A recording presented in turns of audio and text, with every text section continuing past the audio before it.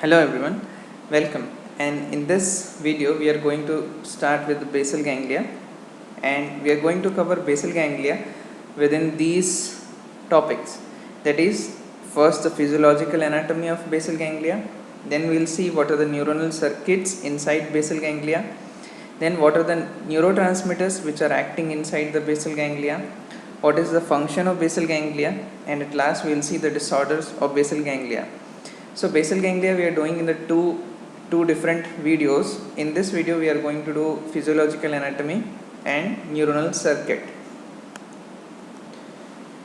So the term basal ganglia, first of all, to define ganglia, it is a collection of cell body outside the central nervous system, but here it is a misnomer. Basal ganglia is not a ganglia in itself, it is a nucleus. That means it is a collection of cell body inside the central nervous system. So basal ganglia should not be understood as something outside the central nervous system, in the peripheral nervous system, but it is a part of central nervous system, it is a part of brain. So where it is situated? It is situated below the cortex, that is subcortical nuclei. It is a collection of certain nuclei which are situated subcortically, as well as certain nuclei are present in the midbrain also.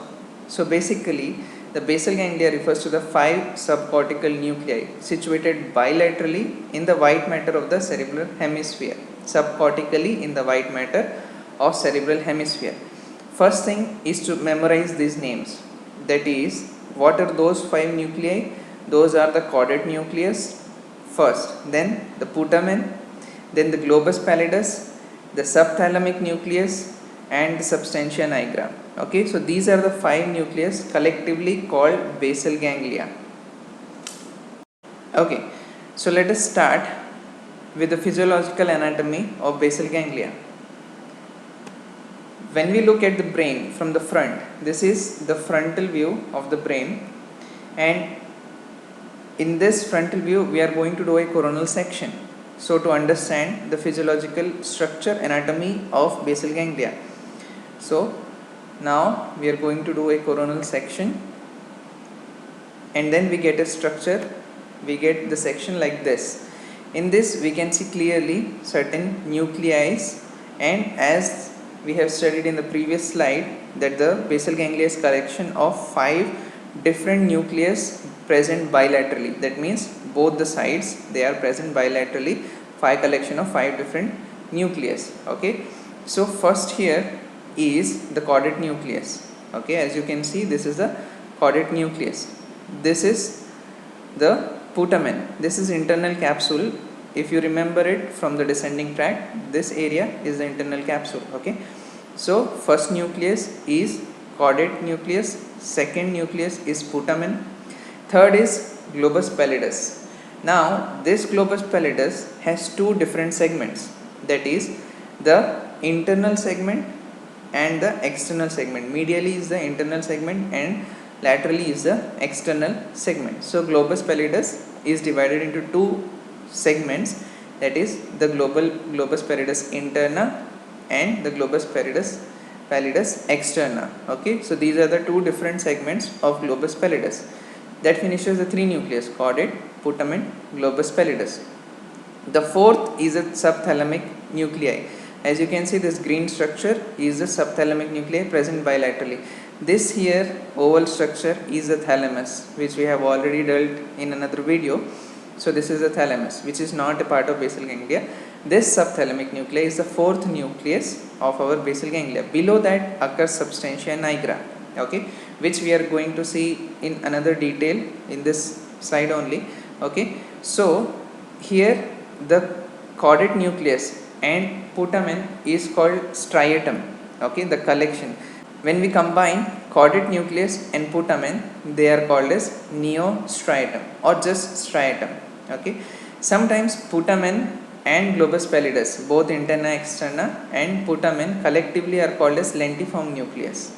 Okay, in certain books it will be mentioned putamen and globus pallidus as lentiform nucleus. Okay, and all together these 3 are called as corpus striatum, that is globus pallidus, putamen and caudate nucleus. Collectively all of them three of them are called as corpus striatum. So what is neostriatum? It is chordate plus putamen.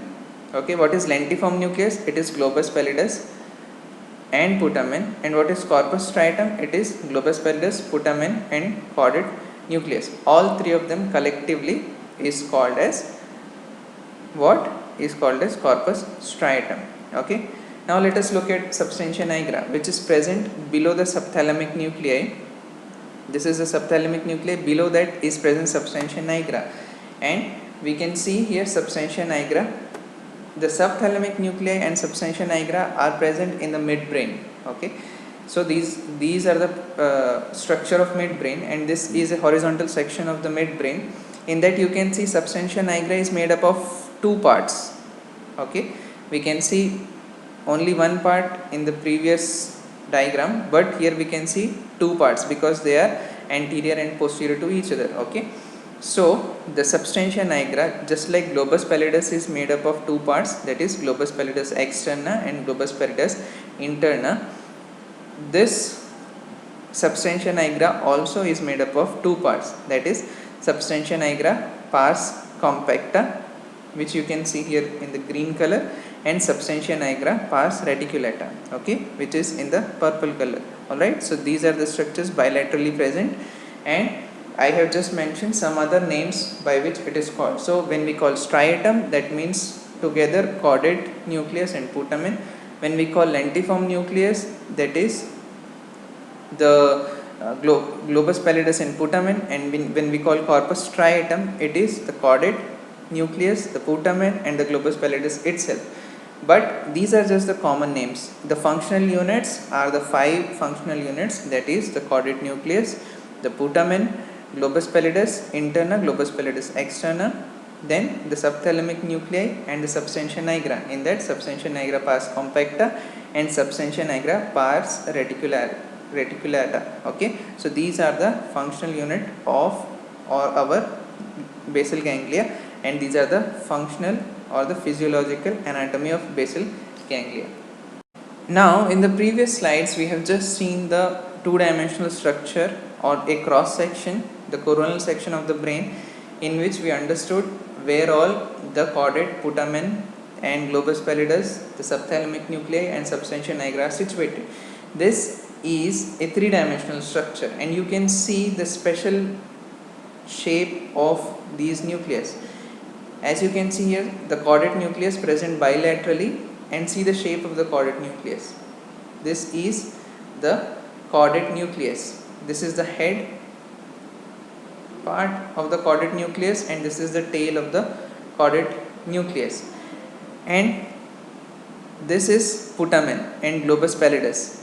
Alright, the putamen and globus pallidus. And as I was talking about the internal capsule, the white matter which is present in between the chordate nucleus and putamen is the internal capsule, from where the descending tracts from the cortex, the descending tracts pass through. Okay, so that is the aspect of descending tract, need not be explained here, but still for a knowledge I am just telling. That is the internal capsule, which is not a part of basal ganglia. So the basal ganglia parts are chordate nucleus, what you can see here in a three-dimensional structure bilaterally, and then putamen and globus pallidus is present here, and in the midbrain lies the other two structures, that is the substantia nigra and the subthalamic nuclei. So this is how basal ganglia looks like in a three-dimensional structure. Okay, so let us move on to our next topic, that is the neural circuitry of basal ganglia. And by virtue of this circuitry, basal ganglia performs certain action. One of the important action of basal ganglia is, basal ganglia and cerebellum are such part of the brain which, if we stimulate them directly, they do not produce muscle contraction by themselves, but they are very important aspect to initiate and to regulate those muscular contraction. As in case of our descending tract, what we have studied, in that we have seen that when you stimulate the motor cortex, okay, when you stimulate the motor cortex, the stimulation of primary motor cortex may cause a group of muscle to contract, whereas when we stimulate basal ganglia, no such response is produced. That is, in basal ganglia, if you stimulate, electrical stimulation is given to basal ganglia, no such contraction of muscles will be seen. But still, basal ganglia and cerebellum are very important aspect of the motor system, in which the initiation is done. Initiation and scaling and timing of the complex movement is done by the basal ganglia, and regulation, coordination of movement is done by cerebellum. That is one of the major important function, because if there is any lesion in the basal ganglia or in the cerebellum, the disturbance in the motor system is a prominent symptom. Okay, so thus we know that basal ganglia, even though they are not directly responsible for the movement of muscles, they are responsible for coordinating the movement, they are responsible for initiation of the movement. So the basal ganglia, when we concentrate in basal ganglia, its important function is initiation of the movement. Okay, for that initiation of the movement, basal ganglia has a circuit. Okay, to understand the neuronal circuitry of basal ganglia, there are two aspects. That is, a neuronal circuit, it forms with other part of the brain. That is the first aspect of the neuronal circuit. The second aspect of the neuronal circuit is, there is in the basal ganglia itself, inside the basal ganglia resides a neuronal circuit. Okay, so there are two circuit. Okay, the basal ganglia is a part of a circuit inside the brain, and inside the basal ganglia itself there is another circuit. Okay, so first we will look at how basal ganglia is part of a circuit of a brain. Then we will look at what is the internal circuit of the basal ganglia. So let us understand what is the circuit of brain which involves basal ganglia. So as we can see in this diagram, the three major component of that circuit is cerebral cortex, basal ganglia and thalamus. Okay, so the three major component of that circuit which exists in the brain is cerebral cortex, basal ganglia and thalamus. Okay, so understand this much. Inside the brain there occurs a circuit of which basal ganglia is a part of. Okay, so this is the first circuit what we are talking about. In that circuit, what happens is, from the cerebral cortex comes the stimulation or signal to the basal ganglia. Then that signal passes through the internal circuit of basal ganglia, which we are going to deal next. Okay, so that signal passes through the internal circuit and then goes out from the basal ganglia to the thalamus, and from thalamus it goes back to the cerebral cortex. So this is the type of circuit which is present inside the brain. Different parts of the brains are involved, that is the cerebral cortex, the basal ganglia and the thalamus. Stimulation starts, or the signal starts from the cerebral cortex and ends at the cerebral cortex. It is a kind of loop. Okay, so it is starting from the cerebral cortex, then the neurons are going to the basal ganglia, then from basal ganglia internal circuit is there which will deal next, and these internal circuits then give out an output which goes to thalamus, and from there thalamus gives out an output back to the cerebral cortex. Okay, so this is the functional circuit of the brain which is involving basal ganglia. Now this circuit can be of different types. Let us see the different types of this circuit. Okay, so the first loop is called as motor loop. That means it is coming from the motor region of the cortex. Okay, that is the motor, premotor and somatosensory cortex. It is coming from that, and it is coming to the putamen of basal ganglia, going through the internal circuit and then coming out to the thalamus, and then thalamus gives back to the cortex. So this forms a loop from cortex to this region of the cortex to the putamen and internal circuit of the basal ganglia, and then to the thalamus, and from thalamus back to the cerebral cortex. As you can see, the nuclei of the thalamus are the motor nuclei, what we have dealt in the video lectures of thalamus. You can look back at that. Okay, so these are the nuclei of the thalamus which are involved in the motor functions. Okay, now coming to the second loop, another type of loop which is present, these all occurs parallelly. That means these all have different neurons assigned to them and occur simultaneously together in the brain and forming a loop with the basal ganglia. Okay, so this has a motor loop, and motor loop has a topographical orientation or topographical representation of it in the basal ganglia also, the putamen of the basal ganglia also. So there is a very highly organized representation of all these areas in the basal ganglia also. Okay, similarly for these other loops also. So what are those different loops?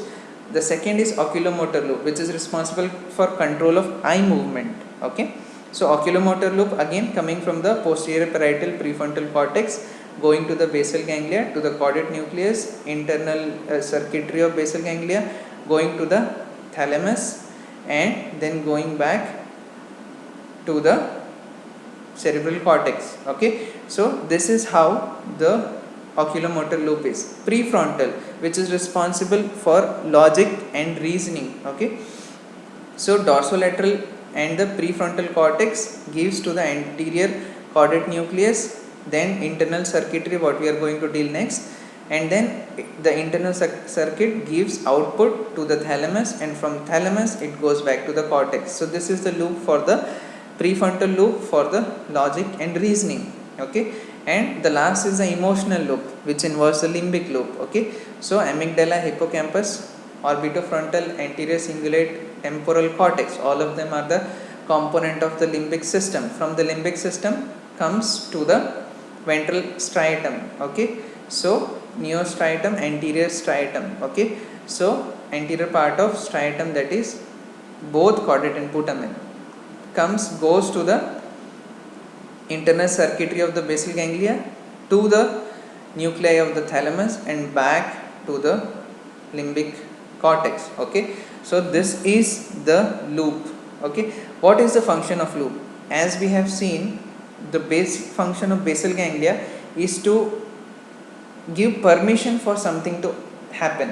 In case of motor loop, give permission for motor action to occur. Okay, so the basal ganglia studies have shown that the increase in the discharge of basal ganglia will be more just before initiation of a movement. That means it is having a permissive action, and the second action is it keeps brake on the action what it has permitted.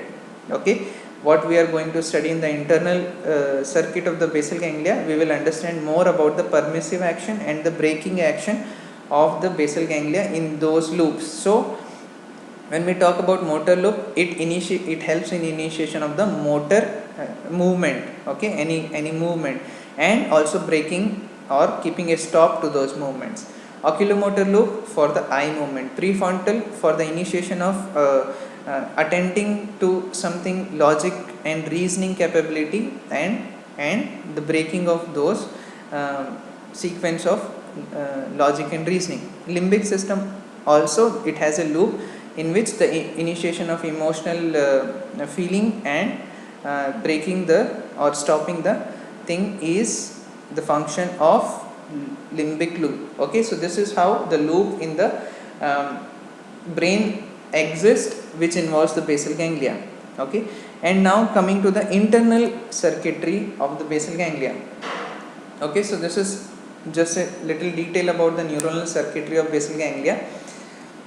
So there appears to be separate basal ganglia parallel circuit, so which are of two basic circuits. Okay, internal circuit of basal ganglia are of two basic circuits. First circuit is called the direct pathway. Okay, and the second circuit is called the indirect pathway. And as a general rule, we can assume that the direct pathway facilitates the streaming of impulse through the thalamus. That means when we see the loop, the direct pathway is the one which will facilitate the passage of signal back to the cortex and thus help the cortex to initiate the movement, whereas when we see, while the indirect pathway inhibits the impulse passage through the thalamus, and the pathway therefore provided regulator for thalamus activation. Okay, so the indirect pathway, if the signal goes through indirect pathway, it will not let the thalamus give the signal back to the cortex, and thus the cortex will not get stimulated and the motor function will stop, okay, or braking will take place. Okay, so that is the basic phenomena of direct and indirect pathway. What direct pathway will do, it will, when the cortex sends signals to basal ganglia, it will allow the signal to go back to the cortex, and thus cortex will get the permission to perform the motor action. Okay, that is a permissive action or stimulating action of the direct pathway. When the cortex gives signal and the signal goes through indirect pathway, what is going to happen? It is going to stop that action. The signal will not reach back to the cortex, and the cortex will stop the action which is initiated or not at all initiate the action. Okay, so when the signal passes through the direct pathway, cortex will get the signal back, which will suggest the cortex to go on, okay, go on and do its motor action. If the signal passes through indirect pathway, it will stop the action. The cortex will not get the impulse back because it is inhibited at the thalamus level itself, that we will understand in the circuit. Okay, and the cortex will not get back the impulse, and it will either stop the action which has already initiated, or it will not be able to start the action itself. Okay, so that is the action of direct and indirect pathway. So now let us have a look at the direct pathway. All right, so this is the pathway, how the different parts of the basal ganglia is arranged in sequence to make a pathway. Okay, so here the direct pathway starts, as we have seen in the brain loops, it starts from the cerebral cortex. All right, and from cerebral cortex it goes to putamen. This is a stimulatory neuron because here the neurotransmitter is glutamate, and it stimulates the action of the caudate or the putamen, which is called as the striatum. Okay, so cerebral cortex stimulates the striatum, which is caudate or putamen, and then what happens, these neurons, these are called medium spiny neurons. Okay, these neurons arising from here are inhibitory neurons because they have neurotransmitter GABA. All right, and this will inhibit globus pallidus internal segment.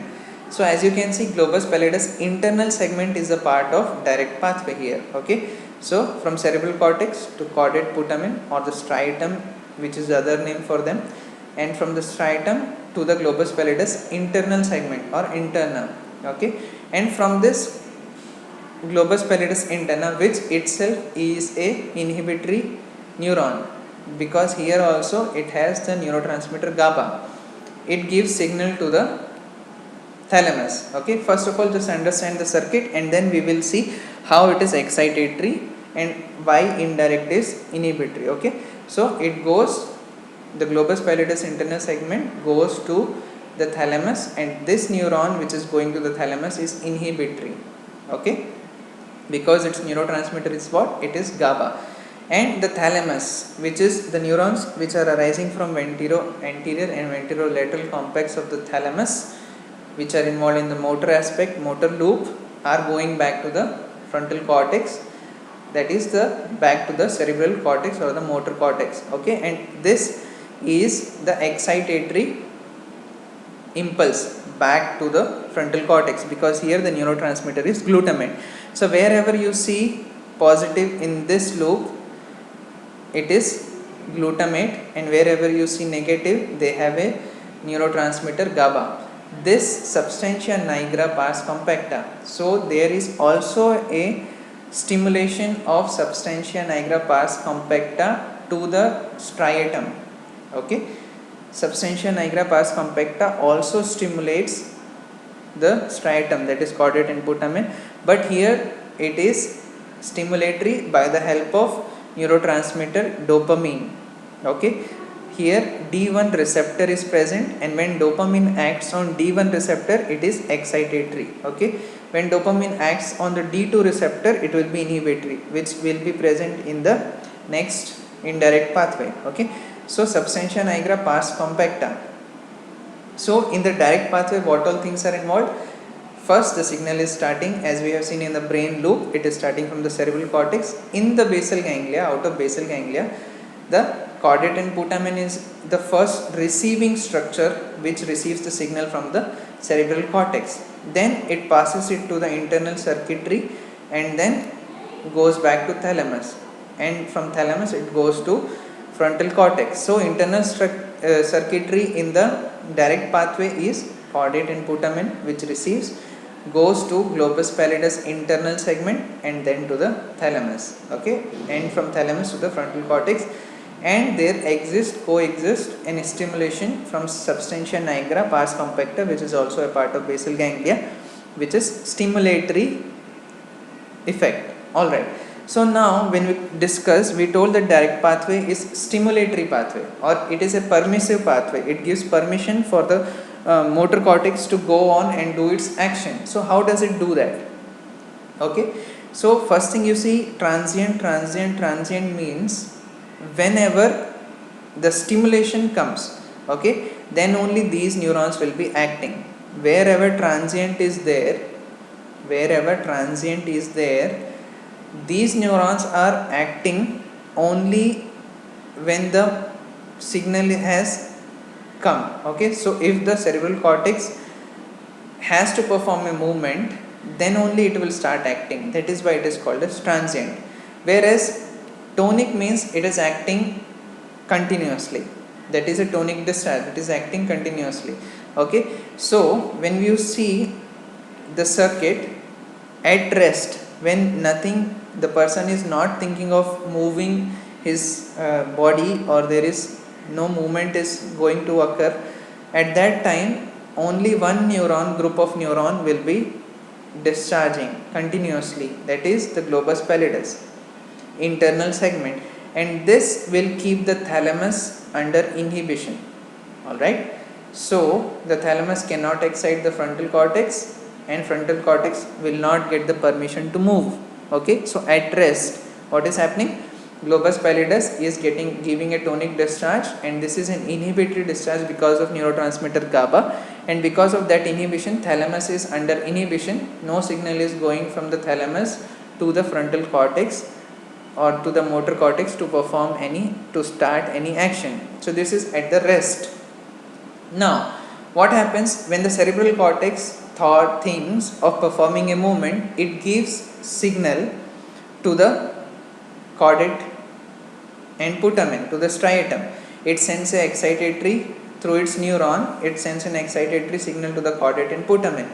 From the putamen, once it gets stimulated, these neurons inhibits, as their neurotransmitter are GABA, these inhibits the globus pallidus.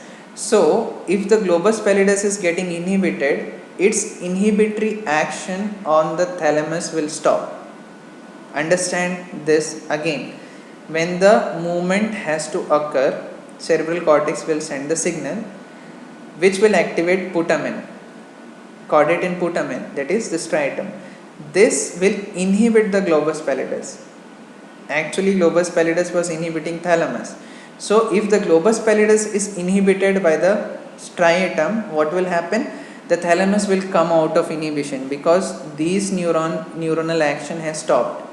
Because of inhibition through the caudate and putamen, the globus pallidus has stopped working and thalamus came out of inhibition, and that time the transient impulse will go from thalamus to the frontal cortex, thus suggesting the permissive action or to initiate the motor movement. Okay, so this is how the direct pathway works. It gives the stimulation, and when the caudate nucleus is giving stimulation to globus pallidus, it is also giving stimulation to substantia nigra, and there is an exchange of stimulation, and the stimulation from substantia nigra also is very important for the direct pathway to take place, because in case of Parkinson's disease, what is going to happen? There is destruction of substantia nigra pars compacta, and because of that dopamine is not getting released, and that makes the direct pathway to function very less or to not function at all, and because of that the initiation of the movement is impossible. Okay, so bradykinesia or hypokinesia, akinesia are the symptoms of Parkinson's disease because of non-availability of dopamine from the substantia nigra. So in that case, one thing what you have to understand is substantia nigra stimulation to the caudate and putamen is also very important to initiate or to function well the direct pathway. Okay, so this is all about the direct pathway. I hope you understood the direct pathway. Now coming to the another aspect of the direct pathway, when we see the oculomotor loop, this is the direct pathway which we have studied in the previous slide. When we see the oculomotor loop, in that case substantia nigra pars reticulata is the one which is getting signal, and from there to the superior colliculus, and superior colliculus to back to the oculomotor ocular cortex or oculomotor function is going to take place.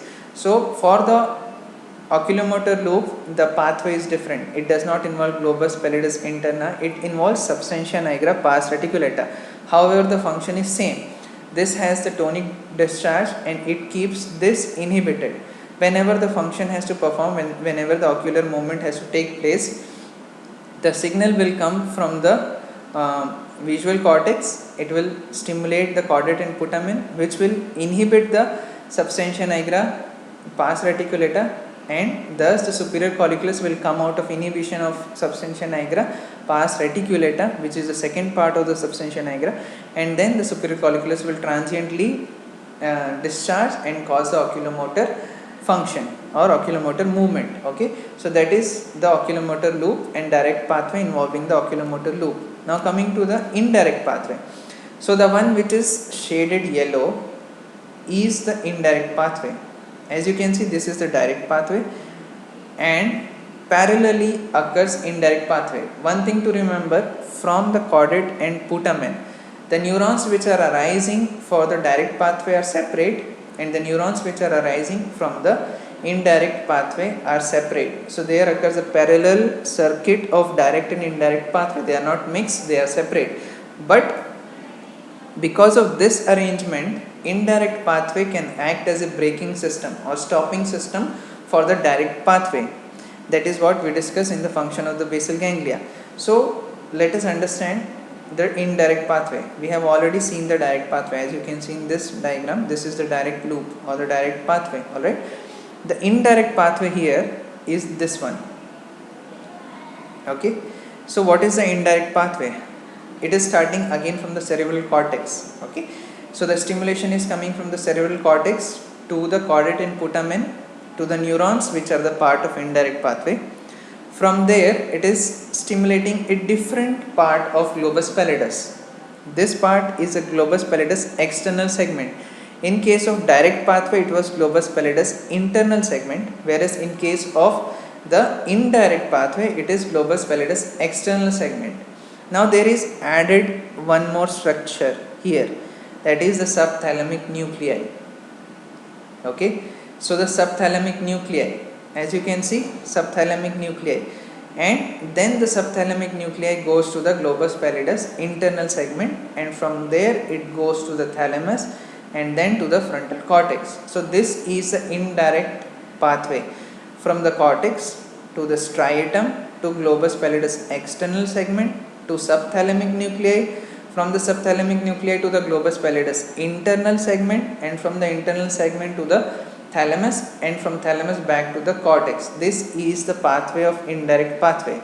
Okay, what was the pathway of direct pathway? Cerebral cortex to striatum, that is caudate and putamen, to the globus pallidus internal segment, to the thalamus, and to the cortex back. That was direct, and this is the indirect pathway. Okay, so what is the function of indirect pathway? As I told, braking or stopping of what has started by the direct pathway, or stopping the initiation of direct pathway itself. Okay, so how does it perform? Again, First see the transient and tonic. So only globus pallidus is discharging tonically, as in case of direct. Even in the case of indirect, only globus pallidus is discharging tonically. Okay, and this here is what it is. It is the globus pallidus tonic discharge, which is going to the subthalamic nuclei. Okay, so the neurotransmitters: inhibitory GABA, inhibitory, the caudate is having inhibitory in both the case, which is having GABA as neurotransmitter. Globus pallidus external and internal both are having inhibitory neurotransmitter, that is GABA. Subthalamic nuclei is having the glutamate, that is excitatory. Okay, so excitatory, and then the thalamus is also having the excitatory, what is glutamate, as in the direct pathway. Okay, so what is happening when the indirect pathway is stimulated? Alright, what will happen is, when the cerebral cortex stimulates the indirect pathway, caudate and putamen will get stimulated. The indirect pathway neurons of caudate and putamen will get stimulated. These neurons will go and inhibit the globus pallidus external segment, which is tonically inhibiting the subthalamic nuclei. Okay, so these nuclei will, the caudate and putamen will inhibit globus pallidus external segment, which was at rest inhibiting the subthalamic nuclei. Okay, so because of the inhibition of caudate and putamen, the globus pallidus will get inhibited, and the globus pallidus action on subthalamic nuclei will end. So the subthalamic nuclei will be out of inhibition and now will transiently stimulate the globus pallidus internal segment. So the stimulation of globus pallidus internal segment will be more in this case, and when this stimulation is more, what will happen? It will inhibit the thalamus more, and thus the signal will not reach to the frontal cortex. The action of thalamus will be inhibited and it will not be able to stimulate the frontal cortex, and thus breaking the action of what has been started.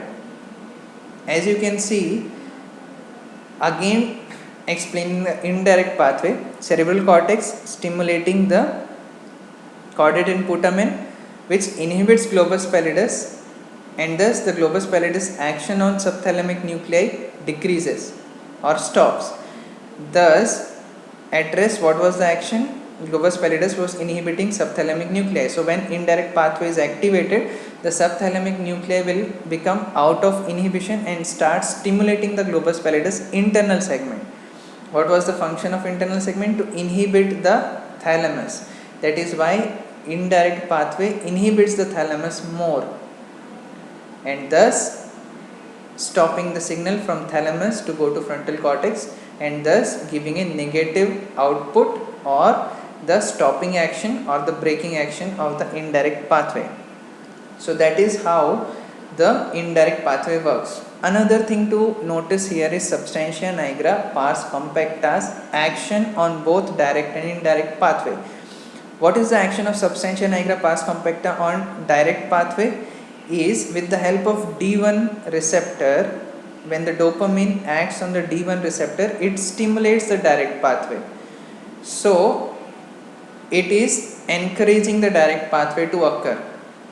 But when the same dopamine acts on the indirect pathway, it acts through D2 receptor.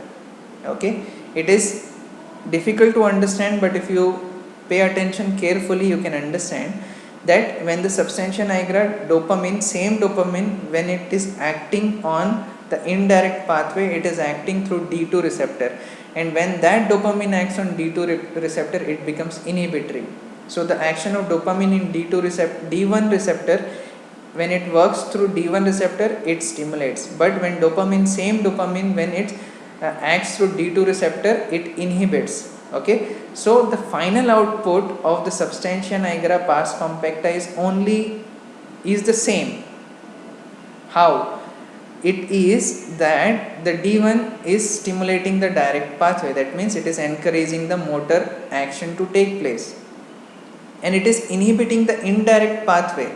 That means indirect pathway was discouraging the motor action to occur, and substantia nigra is discouraging that indirect pathway. So in both the ways, substantia nigra is encouraging the motor function to occur, that is by stimulating the direct pathway and by inhibiting the indirect pathway.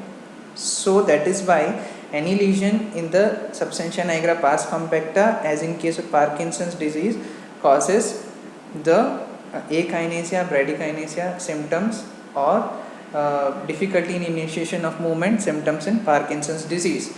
So that is the importance of substantia nigra, as we have told before itself, that it is very important for the caudate and putamen to receive these impulses so to function properly. Okay, so I hope you understand the direct and indirect pathway. Direct pathway, when it works, it is stimulatory because it is ultimately the thalamus is giving its stimulating output. Indirect pathway, when it works, it is inhibitory because it is stopping the output to come from the thalamus. Okay, so that is how it becomes inhibitory. This slide also gives you a better understanding of the action of the direct pathway. So this is the direct circuitry, as you can see, from the cerebral cortex, various regions of the cerebral cortex to the striatum, from striatum to the globus pallidus interna. Okay, and from there to the thalamus, and from thalamus to the back to the motor cortex, where it is arising the lower motor neurons, which goes to the spinal cord and thus stimulate the muscle. Okay, so this is the circuit of how motor action can take place. These are the one neurons arising from the motor cortex, which is going to the striatum, that is the caudate and putamen. From there it is going to globus pallidus, from there it is going to the thalamus, and from there it is going to the back to the motor cortex. Okay, so what is happening here at rest? At rest, when there is no stimulation from the cortex, okay, at rest when there is no stimulation from the cortex, this A will remain quiet. Okay, because it is a transient neuron, it will remain quiet. So at rest, only active neuron will be this globus pallidus, internal segment or external segment in case of any direct indirect pathway. Okay, so the globus pallidus is the one which is, here we are only studying the direct pathway. The globus pallidus is the one which is tonically active. So because of this tonical action, it will be inhibiting the thalamus, and thus there will be no stimulation of the upper motor neuron, which goes to the lower motor neuron and thus to the muscle. Okay, but when the brain has to perform, when we have to perform a movement, the signal will come from the cortex. Okay, so when the signal comes from the cortex, it stimulates the striatum, and the striatum will perform its action. Transiently it will become excited, and this excitation will transiently inhibit, as you can see in this region, inhibit the globus pallidus. So when the globus pallidus is inhibited transiently, that will allow the thalamus to discharge transiently. As you can see the difference, thalamus will discharge transiently, and from this region it will go to here, and the cortex will discharge transiently, so that the lower motor neuron get excited and the movement take place. So this is how you can understand better the direct pathway works, by the transient, by seeing the transient stimulation when the cortex has to perform a movement. Okay, so this is a better example. So I hope with this example you would have understood how the direct pathway works, and similarly will be the indirect pathway. Just replace the other regions of the basal ganglia in the same sequence and you can understand. Okay, so that is how this basal ganglia circuitry works, and I hope you understand this, and it is very important aspect in understanding the motor physiology.